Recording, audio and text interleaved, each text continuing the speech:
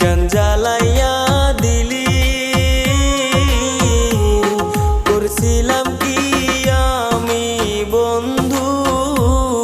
তোর কোনো ক্ষতি বন্ধু তোর কি কোনো ক্ষতি